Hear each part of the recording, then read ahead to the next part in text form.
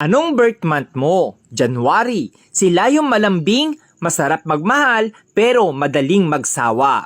Habang nasayo pa, sulitin mo na. February. Sila yung super moody, madaling ma-inlove, madali ring makamove on. Sweet, ma-effort, lalo na pag mahal niya talaga. March. Sila yung malambot ang puso, madaling lambingin, masarap mahalin, pero grabe kung magalit, mabilis mag-move on.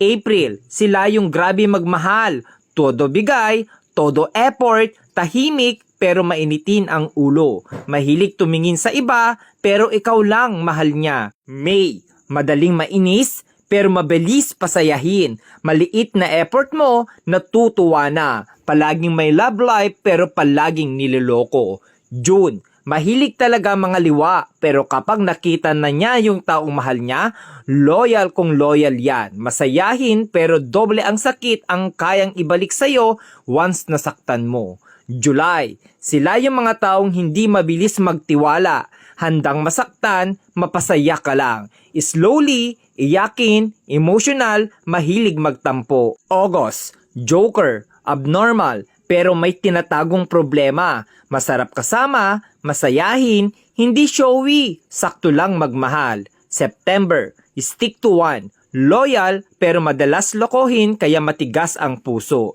Masarap maglambing, mabait pero demonyo magalit. October, pag pinakita mong sa kanya ka lang at sayo lang din siya, pero pag niloko mo, mas maloko yan sayo. Mapang-asar pero siya yung napipikon. November, hindi mabilis magka-move on sa isang bagay. Marupok, madamdamin, umiiyak ng patago pero kakayanin. December, malibog, joker, mabait, loyal, di ka iiwan, sila rin yung ipaglalabang ka. Hindi sa kanila uso ang salitang suko na.